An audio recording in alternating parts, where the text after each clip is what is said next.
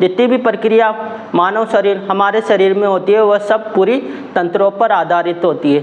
तो पूरा मानव शरीर 7 तंत्रों से मिलकर बना है। उनमें है, पहला तंत्र आता है digestive system. Digestive system, system का मतलब तंत्र, डाइजेस्टिव का मतलब पाचन, तो इसको बोलते हैं पाचन तंत्र। अगला तंत्र आता है अपना रेस्पिरेटरी सिस्टम।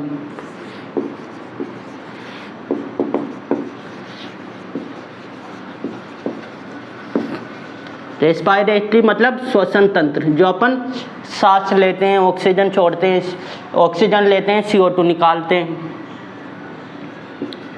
श्वसन तंत्र। अगला तंत्र सर्कुलेटरी तंत्र, सर्कुलेटरी सिस्टम, परिसंचरण तंत्र। अपना रक्त हमारे शरीर में दौड़ता है, गति करता है, पूरे शरीर के चक्कर लगाता है हृदय में होकर, तो वो उसको बोलते हैं सर्कुलेटरी सिस्टम।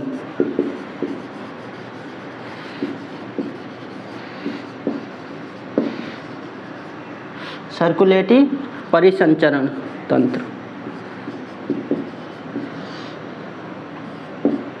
चरण तंत्र। अगला सिस्टम आता है अपना एक्सक्रीटरी सिस्टम। एक्सक्रीटरी सिस्टम मतलब उत्सर्जन तंत्र, उत्सर्जन अपना यूरिन को बाहर निकालना।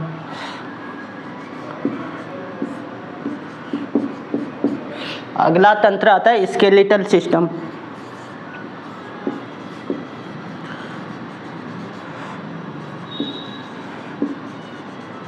स्केलेटल मतलब अपने कंकाल तंत्र, हमारे शरीर की जितनी भी हड्डियाँ हैं वो हमारे शरीर को सुरक्षा प्रदान करने का कार्य करती है, खड़ा रखने का कार्य करती है हमारे शरीर को, तो इसको बोलते हैं कंकाल तंत्र। अगला आता है अपना नर्वस सिस्टम, तंत्रिका तंत्र।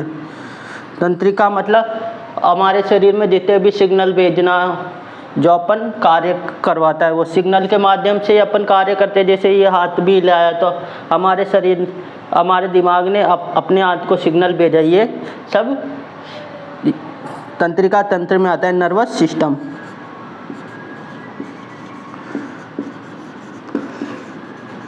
अगला अंतिम तंत्र आ गया अपना एंडोक्राइन सिस्टम।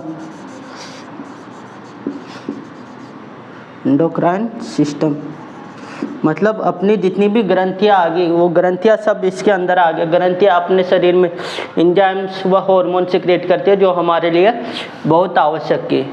तो अब अपन देखते हैं कि इन पूरे तंत्रों से, सिस्टम से मिलकर हमारा शरीर का निर्माण होता है। जितनी भी प्रक्रिया चलती है उन पूरे इन सिस्टम के आधार पर ही रहती है। इसी कड़ी में आज का अपना पहला टॉपिक रहेगा डाइजेस्टिव सिस्टम मतलब पाचन तंत्र। तो आज का अपना पहला तंत्र आता है पाचन तंत्र या डाइजेस्टिव सिस्टम। डाइजेस्टिव सिस्टम में मतलब अपन जो भी खाना खाते हैं उसका खाने तक, उसका पाचन करने तक, वो उससे ऊर्जा निकलने की संपूर्ण प्रक्रिया पाचन तंत्र के अंतर्गत आती है।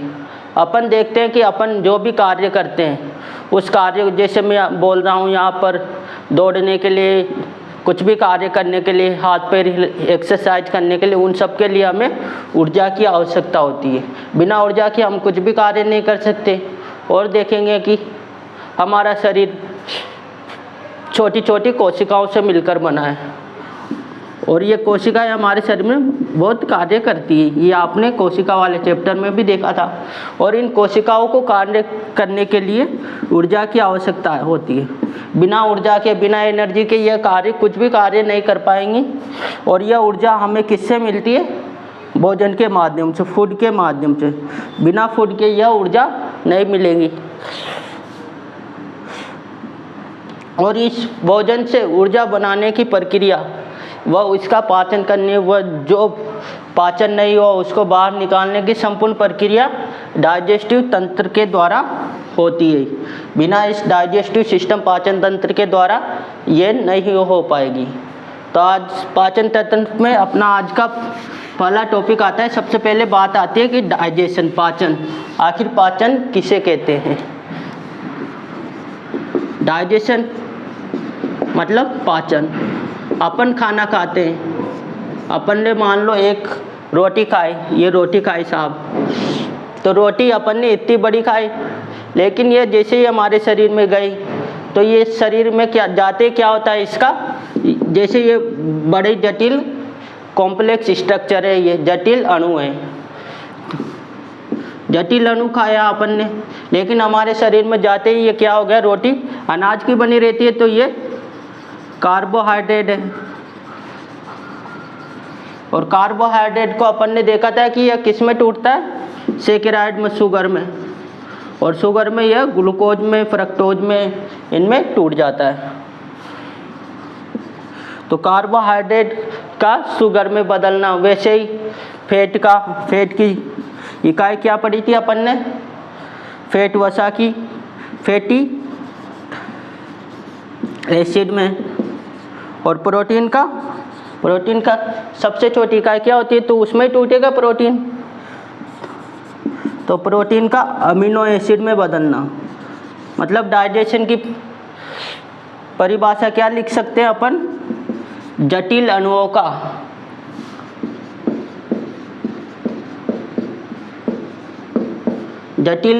का सरल अणुओं में बदलना, सरल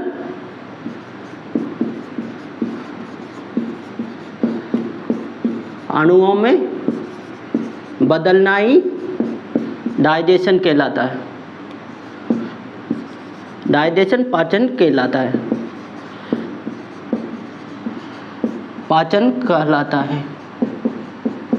और अपन ने देखा कि कार्बोहाइड्रेट हो गया, फैट हो गया, वसा व प्रोटीन, इनका तो पाचन हमारे शरीर में हो जाता है, लेकिन जैसे अपन ने सूक्ष्म मात्रम पोषक तत्व पढ़े थे, माइक्रोन्यूट्रिएंट, जिसमें आए थे विटामिन्स एंड मिनरल्स, विटामिन्स व खनिज लवण, इनका हमारे शरीर में पाचन नहीं हो पाता है, क्योंकि अपन ने देखा कि पाचन डाइजेशन के अंतर्गत जटिल अणुओं का सरल अणुओं में टूटना, लेकिन अपन देखते हैं कि ये तो इनकी तो आकार, इनकी साइज तो पहले ही सूक्ष्म होती है, तो और इससे छोटे में क्या ही टूटेंगे, तो इनका हमारे शरीर में पाचन नहीं होता, ये जैसे के जैसे ही रहते हैं और वैसे ही अपना कार्य कर देते हैं। उसके बाद अपन देखते हैं कि डाइजेस्टिव सिस्टम आखिर कहते किसे हैं, तो पाचन तंत्र, पाचन तंत्र की परिभाषा अपन ये ऐसे लिख सकते हैं कि अंगों का समूह, अंगों का समूह ये किसके द्वारा होता है, अभी इसके अंग भी देखेंगे कौन कौन से अंग आते हैं इसके अंतर्गत, जिसके द्वारा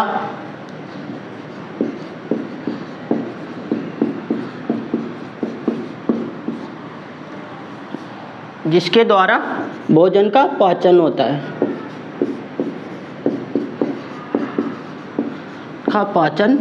है, मतलब अंगों का समूह जिसके द्वारा भोजन का पाचन होता है। अपन ने सेल वाली यूनिट में भी पढ़ा था कि सेल रहते हैं पहले, फिर उसके बाद सेल कोशिकाओं के समूह को टिश्यू बोल दिया था, टिश्यू के बाद टिश्यू के समूह को अंग बोल दिया था, ऑर्गन, और ऑर्गन बहुत सारे ऑर्गन मिलकर ऑर्गन सिस्टम का निर्माण करते हैं, ऑर्गन सिस्टम का निर्माण करते हैं। फिर ऑर्गन सिस्टम हमारे मानव शरीर का निर्माण करते हैं, ह्यूमन बॉडी का निर्माण करते हैं। तो इस ऑर्गन सिस्टम में भी ऑर्गन का समूह, और जिसके द्वारा हम भोजन का पाचन करते हैं, तो इसकी परिभाषा क्या होगी, group of organs by which we digest our food, this is known as digestive system. इसमें कौन कौन से अंग आते हैं उनके बारे में देख लेते हैं। सबसे पहले अपन पाचन तंत्र के अंग,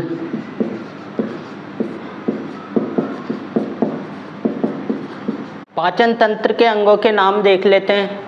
पाचन तंत्र में अपना सबसे पहले अपन भोजन हमारे मुंह के द्वारा अंदर लेते हैं, तो इसके अंतर्गत सबसे पहला ऑर्गन आ गया माहुत,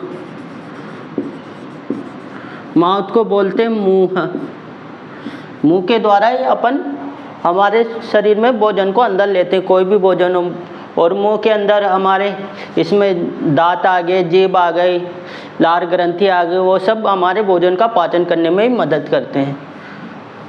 वह बुक्कल केविटी, मुख गुहा, मुंह के अंदर की केविटी को बुक्कल केविटी, मुख गुहा बोलते हैं।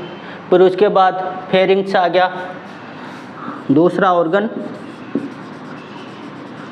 फेरिंग्स। फेरिंग्स के अंदर हमारे भोजन को, वह हवा को जो हम श्वसन करते हैं, हवा लेते हैं, उनको दोनों को के लिए कॉमन पैसेज है ये। एक नली होती है, नली का रूप में जो हमारे भोजन व श्वसन के तंत्र में मदद करती है। भोजन व श्वसन दोनों इसके माध्यम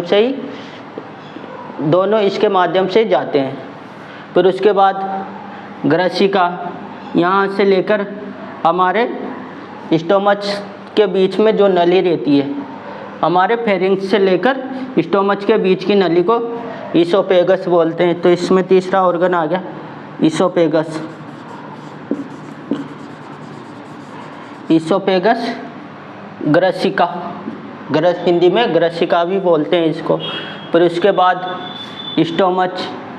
स्टोमच को बोलते हैं अमाशय। अमाशय में भी गैस्ट्रिक ग्लैंड उपस्थित होती है, गैस्ट्रिक ग्रंथियाँ। व लीवर भी इसकी मदद करता है। लीवर जो बाइल जूस सिक्रेट करता है वह अमाशय को दे देता है, तो लीवर भी इसमें मदद करता है। वह पेनक्रियाज मतलब अग्नाशय। पेनक्रियाज भी पेनक्रियाटिक जूस, जठर रस बोलते हैं जिसको, वो सिक्रेट करता है और स्टोमच में मिला देता है। फिर उसके बाद अपना भोजन स्टोमच के बाद में स्मॉल इंटेस्टाइन, छोटी आंत में आता है। तो छोटी आंत भी हमारे भोजन के पाचन में मदद करती है। स्मॉल इंटेस्टाइन हो गई। फिर उसके बाद स्मॉल इंटेस्टाइन में पाचन हो जाने के बाद में बिग इंटेस्टाइन में आ जाता है अपना भोजन, बड़ी आंत जिसको बोलते हैं। बिग इंटेस्टाइन में पाचन तो नहीं होता, लेकिन हमारे भोजन में से वो पानी रहता है, वाटर का एब्जॉर्प्शन करने में मदद करती है। फिर उसके बाद एनस गुदा के माध्यम से हमारा अनडाइजेस्टेड फूड, अपाचित भोजन बाहर निकल आता है। तो ये थे पाचन तंत्र को करवाने में जो ऑर्गन अंग की आवश्यकता होती है, वो अंग थे। इसके बाद देखते हैं पाचन तंत्र की प्रक्रिया अपना। इसके बाद अगला टॉपिक आता है पाचन तंत्र की प्रक्रिया। आखिर पाचन कैसे होता है? इसमें सबसे पहले आता है अपने इंजेशन मतलब अंतःग्रहण, मतलब भोजन को अंदर ग्रहण करना। अंतःग्रहण करना। फिर उसके बाद आता है डाइजेशन।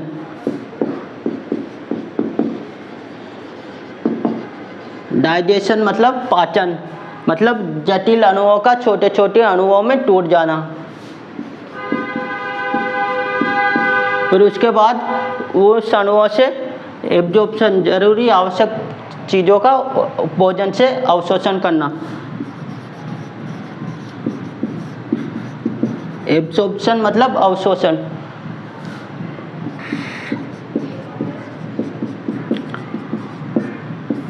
अवशोषण के बाद में स्वांगीकरण।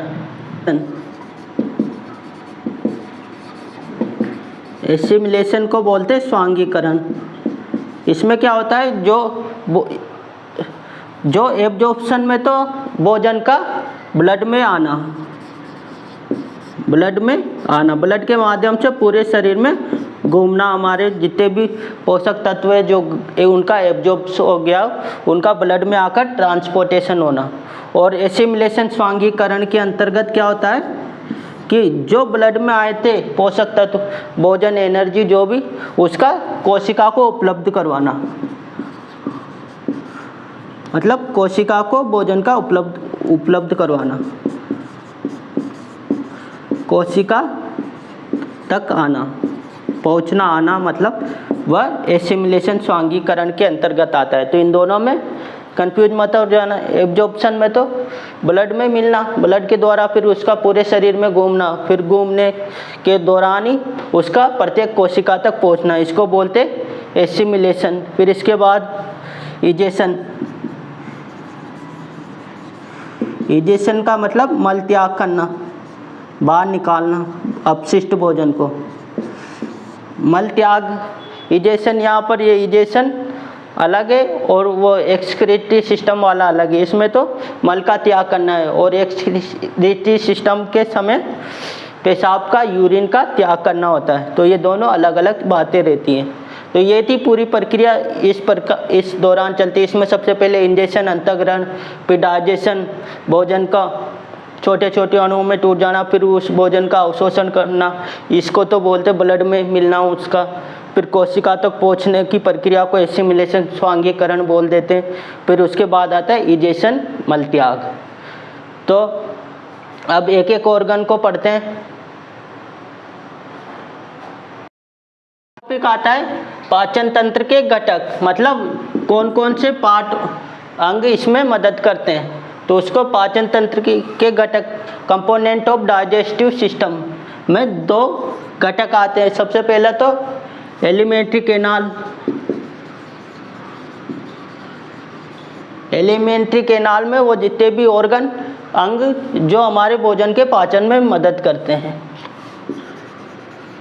एलिमेंट्री कैनाल को बोलते हैं अपन आहार नाल। आहार नाल के अंतर्गत ये जितने भी ऑर्गन अपन देख रहे हैं, इसमें माउथ आ गया, माउथ मतलब मुंह, फिर ईसोफेगस, उसके पहले फेरिंग्स, फेरिंग्स को बोलते हैं ग्रसनी, चित्र में देख रहे हो। फिर उसके बाद वो आता है भोजन ईसोफेगस में।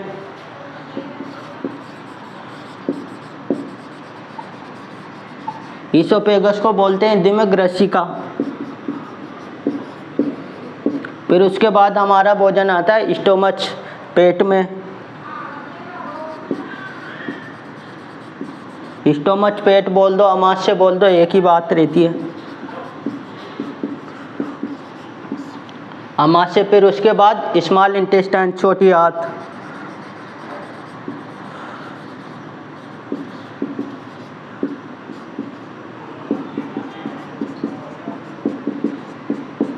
छोटी आंत। फिर उसके बाद में बड़ी आंत।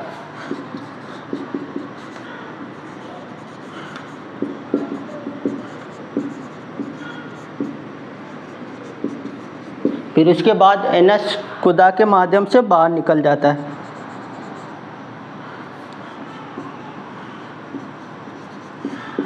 ये तो थे अपने डाइजेस्टिव सिस्टम के अंग। फिर इसके बाद इसके दूसरे घटक में आता है ग्लैंड, ग्रंथियाँ, मतलब जो कुछ एंजाइम सिक्रेट करती है जो हमारे भोजन में पाचन करने में मदद करती है। तो इसका दूसरा घटक आता है ग्लैंड्स। ग्लैंड्स को बोलते हैं ग्रंथियाँ। इसमें सबसे पहले फर्स्ट ग्रंथि आती है हमारे मुंह की ग्रंथि। मुंह में कौन सी ग्रंथि होती है? सेलाइवरी ग्लैंड्स होती है जो लार सिक्रेट करने का कार्य करती है।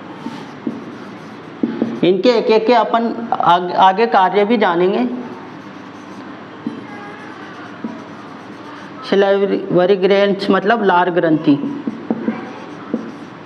फिर उसके बाद लीवर हो गया। इनके बाद आती है अपनी गैस्ट्रिक ग्लैंड। गैस्ट्रिक ग्लैंड मतलब जठर ग्रंथि जो जठर रस का सिक्रेशन करती है और यह स्टमच के अंदर होती है। फिर उसके बाद अपना आता है लीवर। लीवर, यकृत। यकृत भी एक प्रकार के ग्रंथि में आता है। फिर उसके बाद पेनक्रियाज। पेनक्रियाज। फिर उसके बाद स्मॉल इंटेस्टाइन। स्मॉल इंटेस्टाइन में भी ग्रंथियाँ पाई जाती हैं। तो ये थे अपने डाइजेस्टिव सिस्टम के घटक। इसमें एलिमेंट्री कैनाल है, एलिमेंट्री कैनाल, फिर ग्रंथियाँ आती है, एलिमेंट्री कैनाल की लंबाई पूछ लेते हैं अक्सर परीक्षा में, तो इसकी कुल लंबाई होती है 9 मीटर। 9 मीटर लंबी होती है ये पूरी एलिमेंट्री कैनाल, हमारे मुंह से लेकर अनस तक। और इसकी फीट में लिखेंगे तो 33 फीट इसकी पूरे की लंबाई होती है। तो अब इन एक एक के बारे में पढ़ेंगे। आहार नाल का अपना पहला ऑर्गन आता है मुख गुहा, बुक्कल कैविटी, मुख, या इसको ही बोलते हैं ओरल कैविटी। ये सब एक इसी के ही नाम आए होते हैं। इसके अंतर्गत सर्वप्रथम आता है टीथ। टीथ मतलब दांत। फिर उसके बाद में इसका अगला पार्ट आता है जीभ। जीभ मतलब टंग। और क्या होती है मुंह के अंदर? सेलाइवरी ग्लैंड्स मतलब लार ग्रंथियाँ।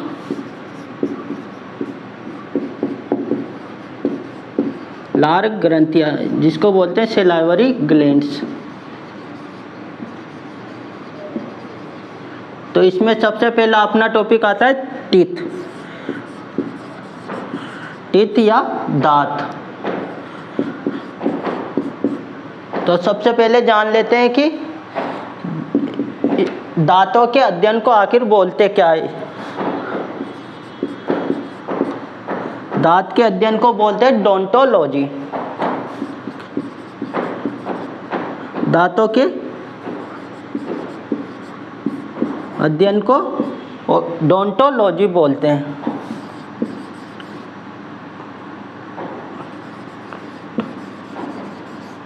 इसको लिखते हैं तो ओ से लिखते हैं, लेकिन बोलने में अपन डोंटोलॉजी बोलते हैं इसको। तो ये बात याद रखना। क्वेश्चन भी बहुत सी बार बहुत से एग्जामों में पूछा गया है, तो ये बात याद रखना, डोंटोलॉजी। और अपन जानते हैं कि मानो जब हमारा जन्म होता है तो हमारे दांत भी नहीं होते हैं, लेकिन धीरे धीरे दांत आते हैं। तो इनकी संख्या अलग होती है। कितनी संख्या होती है इनकी? बच्चों में कुछ अलग होती है और वयस्क के अंदर अलग होती है। वयस्क के अंदर तो जानते होंगे कितने दांत होते हैं? 32। वह वैसे ही बच्चों में इनकी संख्या 20 होती है। तो ये बात भी याद रखना, बच्चों में 20 व वयस्क में 32। और यह हमारे शरीर हमारे मुंह के अंदर दसे हुए होते हैं, जिनमें मान लो ये ऊपरी जबड़ा हो गया और ये निचला जबड़ा। इसमें होते हैं 16 दांत, 8 और इधर भी 8 दांत। तो ऐसे 16 दांत होते हैं। और इसको भी मान लो मुंह को भी 2 भागों में, ऊपरी जबड़े को भी 2 भागों में डिवाइड कर ले तो 8 इधर और 8 इधर। वैसे ही 8 इधर और 8 इधर। तो अगले स्लाइड में जानेंगे कि इनके क्या क्या नाम होते हैं, वो किस प्रकार जमे रहते हैं। दांत अपन ने देखे बच्चों में तो 20 हो गए, बड़ों में 32। तो ऊपरी जबड़े में भी 16 दांत, ऊपर वाले जबड़े में, और निचले जबड़े में भी 16 दांत। और 16 दांतों ऊपरी जबड़े को भी अपन 2 भागों में विभाजित करें तो 8 दांत। तो अपन देखते हैं कि अपने जो ही दांत अपने ऊपरी जबड़े में उपस्थित होते हैं, वही दांत अपने निचले वाले जबड़े में उपस्थित होते हैं। मतलब दोनों प्रकार के दांत बराबर ही रहते हैं। और अगर वैसे भी देखें कि अपने ऊपरी जबड़े में भी, ऊपरी जबड़े को भी सीधी रेखा खींचकर 2 भागों में विभाजित करें बराबर, तो जो ही दांत अपने राइट साइड में होते हैं वही दांत लेफ्ट साइड में होते हैं। अगर ऊपरी जबड़े को या निचले जबड़े को 2 भागों में विभाजित करें सीधी रेखा खींचकर, इधर राइट वाली साइड या लेफ्ट वाली साइड में भी 8 दांत रहते हैं और इनकी संरचना भी समान रहती है। तो क्यों ना अपन इन 8 के बारे में ही अध्ययन कर लें। तो वो पूरों के बारे में अध्ययन कर लिया मान लिया जाएगा, क्योंकि ये सब समान दांत रहते हैं। तो इनमें देखते हैं, सबसे पहले अपने पास टीथ आते हैं। सबसे फर्स्ट प्रकार के टीथ है इंसिजर।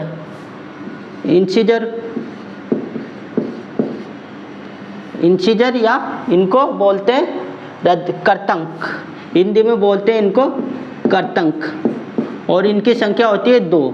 मतलब जो अपन यहाँ पर दांत देख रहे हैं ये 2 दांत जो हमारे कटिंग में काम आते हैं, भोजन को कटिंग करने में, या अपन इस्तेमाल करते हैं तो सबसे पहले यही दिखाई देते हैं। तो इनकी संख्या होती है 2।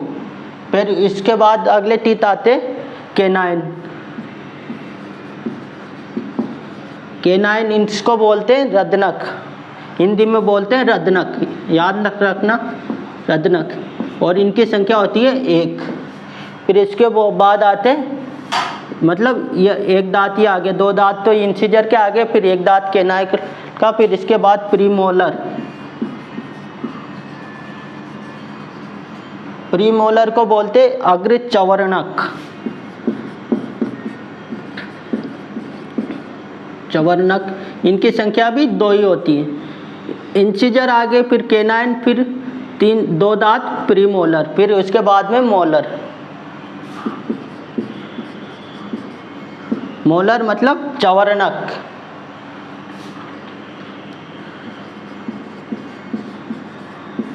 चवर्णक इनकी संख्या होती है 3। तो कुल कितने दांत हो गए?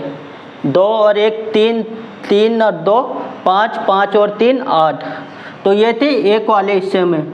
वैसे ही 8 को अपन 4 से गुना करेंगे तो कितने दांत हो जाएंगे? 32 दांत। 8 चौक 32। तो ये 32 दांत कुछ इस प्रकार से होते हैं। और देख लेते हैं कि इनके अलग अलग क्या क्या कार्य रहते हैं। दांतों की संख्या जान ली अपन ने कि इंसिजर 8 होते हैं, और इन इंसिजर कर्तंग दांतों को अपन स्माइल टीथ भी बोलते हैं। जो अब अपन हंसते हैं तो सर्वप्रथम हमारे मुंह में यही दांत दिखाई देते हैं, इस वजह से इनको स्माइल टीथ भी बोलते हैं। और यह भोजन को काटने में काम आते हैं। काटने मतलब अपन जो भी चीज़ खाएंगे इनकी मदद से ही काटेंगे। जैसे मान लो एप्पल खाया सर्वप्रथम, तो एप्पल को कट करने का कार्य किससे करेंगे? इन्हीं दांतों से करेंगे, कर्तंग से। और इनकी संख्या 8 होती है, मतलब 2 हर एक जबड़े में, एक साइड वाली में, फिर इस प्रकार 8 होती है। फिर उसके बाद केनाइन रदनक दांत आते हैं, इनको पॉइंटी टीथ बोलते हैं। मतलब ये भोजन को चीरने फाड़ने में, कर्तंग के साइड वाले दांत। और यह दांत इनको पॉइंटी टीथ बोलते हैं, चीर फाड़ करने में काम आते हैं। जो नॉन वेजिटेरियन मांसाहारी जानवर रहते हैं जैसे शेर वगैरह, बाघ, इनमें इन दांतों की संख्या बहुत ज़्यादा पाई जाती है, क्योंकि वह खाते हैं मांस, और मांस को चीर फाड़ने में ज़्यादा शक्ति चाहिए, जो इन दांतों की मदद से वो मांस को आसानी से चीर फाड़ कर लेते हैं। फिर उसके बाद प्रीमोलर अग्र चवर्ण, इनकी संख्या कुल संख्या तो 8 होती है, और 2 एक तरफ वाले जबड़े में। तो इनका कार्य भी भोजन को क्रशिंग करना, मतलब बारीक बारीक करना उनको। फिर अगला दांत आता है अपने चवर्णक। चवर्णक मतलब मोलर बोलते हैं इसको अंग्रेजी में। इनकी संख्या होती है 3, और वैसे 4 से गुना करें 4 जबड़े उससे तो 12। और इनका कार्य होता है ग्राइंडिंग करने का, पीसने का, भोजन को पीसने का। इसके बाद अपने आता है डेंटल फॉर्मूला। डेंटल फॉर्मूला मतलब इनको डेंटल भाषा में किस प्रकार से लिखते हैं, डेंटल सूत्र क्या है। कि अपन ने देखा कि ये जबड़ा, ये ऊपरी जबड़ा और ये निचली जबड़ा, 16-16 दांत हो गए थे। तो इस प्रकार इन ऊपरी जबड़े को भी 2 भागों में विभाजित किया, एक तरफ 8 दांत। तो इन 8 दांतों की संरचना पूछा है कि कौन कौन से दांत हैं। तो इसको 21, मतलब 2 तो इंसिजर, 1 केनाइन, फिर उसके बाद 2 प्रीमोलर और 3 मोलर। इसी प्रकार 21, 23। तो ये क्या आ गया अपने पास? Dental formula. और इसको रिप्रेजेंट ICPM और M। तो ये नीचे भी वही ICP। तो ये अपना डेंटल फॉर्मूला आ गया। ये बहुत से एग्जामों में पूछा भी जाता है, तो इसको याद रखना है। ये तो बात थी वयस्क दांतों की। अब चाइल्ड दांत देखते हैं। अब आते हैं अपने पास चाइल्ड दांत। चाइल्ड दांत मतलब बच्चों के दांत। बच्चों के दांतों की संख्या कितनी होती है? 20।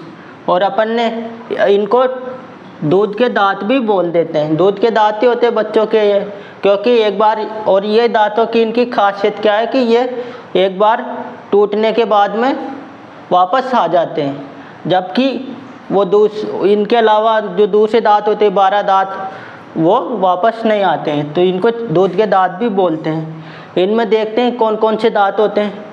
इंसीजर कर्तन दांतों की संख्या होती है इनके अंतर्गत 2 दांत, मतलब पूरे दांत हो गए। इनको 4 से गुना कर देंगे तो पूरे दांतों की संख्या भी निकल आएगी चारों तरफ, ऊपरी जबड़े में दोनों तरफ, तो इनकी एक तरफ संख्या होती है 2। फिर उसी प्रकार केनाइन रदनक दांतों की संख्या होती है 1, और इनमें प्रीमोलर अग्र चवर्णक दांत नहीं पाए जाते हैं, तो इनकी संख्या आ जाएगी 0। वह मोलर चवर्णक दांत होते हैं इनमें 2। तो इसी प्रकार इनका डेंटल फॉर्मूला भी अलग होगा कुछ। इनका डेंटल फॉर्मूला होता है 2102, 2102, और वो 2123 अपन ने पढ़ा था, वो तो वयस्क का होता है, और चाइल्ड का डेंटल फॉर्मूला है तो 2102 वाला लिखना। तो इनमें कंफ्यूज होते हैं, इनकी याद रखना। उसी प्रकार ये चाइल्ड दांत, और उसी प्रकार एक और चीज़ आती है विस्डम टीथ, अकल दांत। मतलब एक अपन देखते हैं कि जैसे अपन वयस्क होते जाते हैं तो हमारे बाद में किनारे पर एक, मतलब चारों किनारों पर एक डाढ़ टाइप में उगती है, जिसको विस्डम टीथ बोलते हैं, और उसको अकल डाढ़ भी बोलते हैं देसी भाषा में। तो इसके बारे में देख लेते हैं। और ऐसा कहा जाता है कि जब यह डाढ़ उग जाती है तो मनुष्य में अकल आने लग जाती है, अकल आ जाती है, लेकिन ऐसा कुछ भी नहीं है, यह केवल कहने की बात है। तो देखते हैं इसके बारे में। विस्डम टीथ यह 18 साल की उम्र में निकलती है, 18 साल की उम्र के बाद निकलती है, और इनकी संख्या होती है 4। कुल चारों तरफ 4 एक एक रहती है, तो 4 इनकी संख्या होती है, और यह मोलर चवर्णक दांतों में शामिल की जाती है। और यह अवशेषीय अंग है, मतलब वेस्टिजियल अंग है।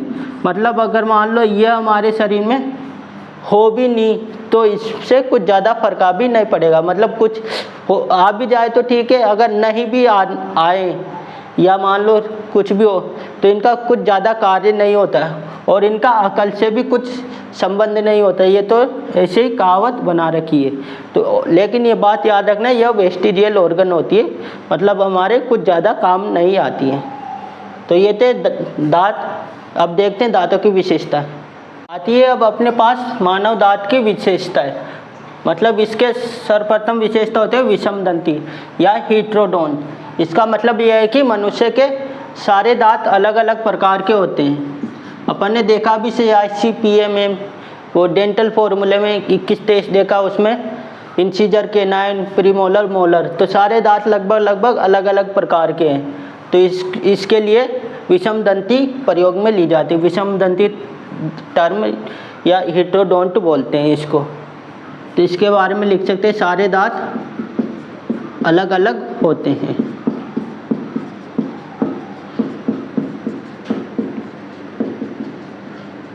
अगली विशेषताएं आती है डायफायोडोंट। मतलब अपन ने देखा कि हमारे शरीर में कुछ दांत तो बचपन में उग जाते हैं, वह टूट जाते हैं और वापस उग जाते हैं, तो इसको बोलते हैं डायफायोडोंट द्विबार दंती। मतलब ऐसे दांत जो हमारे 2 बार आते हैं, तो इसके लिए डायफायोडोंट टर्म उपयोग में ली जाती है। मतलब दांतों का 2 बार आना, पूरे जीवन चक्र में दांतों का 2 बार आना, 2 बार आना। उसमें अपन ने देखे थे कि चाइल्ड टीथ या मिल्क टीथ तो अपने 3 से 4 साल की उम्र में आ जाते हैं, लेकिन वापस टूट जाते हैं और वापस आते हैं, और इनकी संख्या होती है 20। और जबकि दूसरे दांत परमानेंट टीथ बोल सकते हैं उनको, उनकी संख्या होती है 12। परमानेंट टीथ मतलब स्थायी दांत, वह एक बार टूट जाते हैं तो वापस नहीं आ पाते। स्थायी दांतों की संख्या होती है 12। उसी प्रकार गर्भदंती थिकोडोंट का मतलब होता है कि दांतों का मसूड़े में धसे रहना, का मसूड़े में धसे होना, इसको बोलते हैं थिकोडोंट। तो ये थी हमारे दांतों की विशेषताएं। इसमें हिटोडोंट, विषमदंती, डायफाइडोंट, द्विबार आते हैं और ग्रवदंती, थिकोडोंट दांतों का मशहूर। इनके अलावा एक और बात होती है, हमारे दांत के ऊपर सबसे ऊपरी परत होती है, जो ऊपरी प्रेजेंट होती है, उसको बोलते हैं इनेमल। और यह हमारे शरीर का सबसे कठोरतम अंग होता है, हार्डेस्ट पार्ट होता है हमारे शरीर का। तो ये भी बहुत से एग्जामों में क्वेश्चन पूछ लिया जाता है, hardest organ of our body, कठोरतम अंग होता है। तो ये थे हमारे दांतों के बारे में। तो यहीं आज की क्लास अपन समाप्त करते हैं। अगली क्लास में पाचन तंत्र के और भागों के बारे में पढ़ेंगे, जिसमें माउथ में जीभ आ जाएगी, फिर सलाइवरी ग्लैंड्स आ जाएगी, लार ग्रंथियाँ, फिर और अन्य ऑर्गन के बारे में अगली कक्षा में पढ़ेंगे। तब तक के लिए जुड़े रहिए विद्यादर्शन पाठशाला से। धन्यवाद।